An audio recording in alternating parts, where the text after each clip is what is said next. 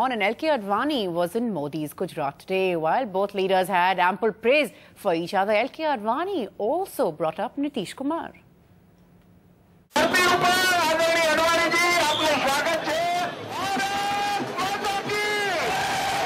A floral welcome for LK Advani's Jan Chetna Yatra as it entered Gujarat. This was the usual. The unusual was the chemistry LK Advani, the mentor, and Narendra Modi, the protege, displayed. At Vapi for Mr. Advani's first rally in the Gujarat leg, between the moment they walked up to the stage and walked off, they praised each other.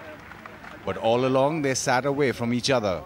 LK Advani came and sat right here on this chair on the left, but Narendra Modi came and sat on this sofa here, which one would have expected the Gujarat BJP President R.C. Fardu to come and have sat there.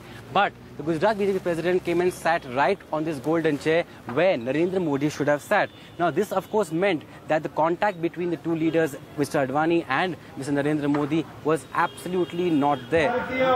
If Mr. Modi kept the distance, distant Bihar and Nitish Kumar found place in LK Advani's speech, despite the fact that the Bihar Chief Minister is keeping Modi out of poll campaigns in his state.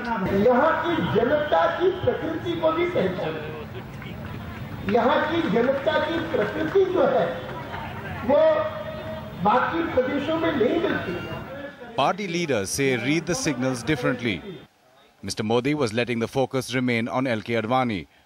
For the party function, the state unit chief was given prominence.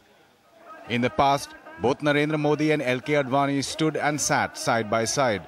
The unease perhaps started after Mr. Modi started chasing his Delhi ambitions and said no to LK Advani's yatra starting from Gujarat. Mr. Advani shifted to Bihar. Narendra Modi's bête noire flagged off his yatra. This has the BJP worried. The yatra will be in Gujarat for 2 more days. Narendra Modi and LK Advani will be together. Their ambitions and the distance between them will remain the focus. With Tejas Mehta, Amitabh Revi, NDTV. NDTV's cricket app, Android and iPhone. Fastest scorecard, special analysis, and much more. Download free. ndtv.com/apps.